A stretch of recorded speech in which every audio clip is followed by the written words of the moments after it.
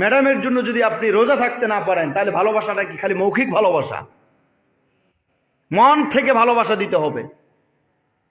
এরপরে আরেকটা হচ্ছে যে ওনার জন্য কিছু সাদাকা করে দিতে হবে, দান করে দিতে হবে। দানের মাধ্যমে আল্লাহ তাআলা বড় বড় বিপদকে রক্ষা করে না?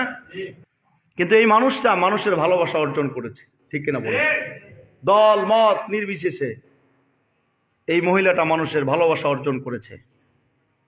আমার মন বলে যে তিনি যখন মারা যাবেন, মারা তো যেতেই হবে, আমরা তো কেউ বেঁচে থাকবো না, কিন্তু মারা যাওয়ার পরেও তার মৃত্যুটা হবে সম্মানের মৃত্যু। কথা বলুন, ঠিক কিনা?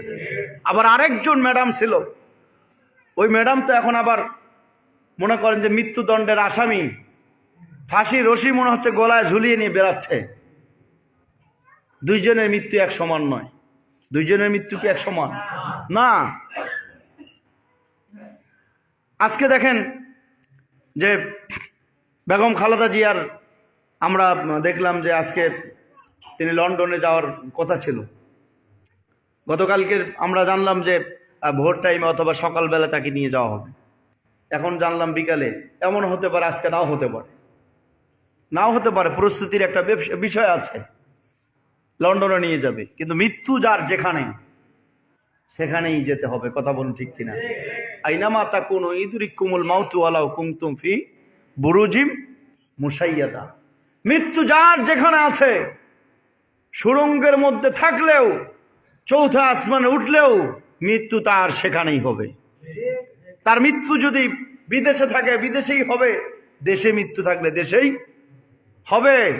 তার জন্য দোয়া করছে হাজার হাজার মানুষ, লক্ষ লক্ষ মানুষ তার জন্য দোয়া করছে, মন থেকে দোয়া করছে। আজকে মসজিদে তার জন্য দোয়া হবে। তার যে ভক্তবৃন্দ আছেন, তার অনুসারী যারা আছেন, আমরা সবাই মিলে দোয়া করব। দোয়ার দুটো সিস্টেমও আছে, দোয়া করার সিস্টেম আছে। আমি যাকে বেশি ভালোবাসি, আমরা লক্ষ্য করেছি বাংলাদেশে এমনও মানুষ আছে যাদের মৃত্যুর পূর্ব মুহূর্তে তার অনুসারীরা রোজা রেখে তার জন্য দোয়া করেছে। কি করা হয় নাই?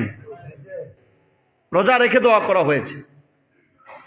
তা আমার কাছে মনে হয় যারা বিএনপি করেন, তাদের তো অন্তত পক্ষে কয়েকদিন থেকে রোজা থাকার দরকার ছিল। আপনাদের ম্যাডাম মৃত্যু শয্যায় রোজা থাকা অবস্থায় দোয়া করলে তো দোয়াটা কবুল হয়, ঠিক কিনা বলেন?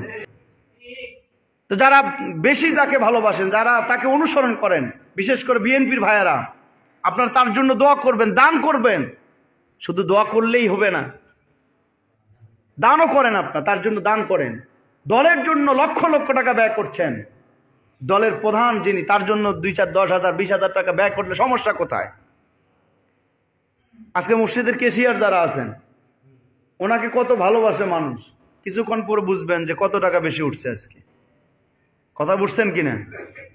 মানে আমি যদি তাকে বেশি ভালোবাসি, তাহলে আমি তার জন্য 2-4 হাজার টাকা ব্যয় করতে পারি না? 2,000 টাকা, 1,000 টাকা মসজিদে দান করতে পারি না? এটা হচ্ছে ভালোবাসা। আর যদি না হয়, তাহলে বোঝা যাবে যে আপনারা শুধু দলের জন্য ভালোবাসেন, পদ পাওয়ার জন্য। মানে ম্যাডামের গুণগান গাইতে হবে, ম্যাডামের গুণগান না গাইলে পদ পাওয়া যাবে না। এটা হচ্ছে মৌখিক ভালোবাসা। এখন মৌখিক ভালোবাসা না অন্তরের ভালোবাসা, এটা প্রমাণ হবে আজকে, নাকি বলে?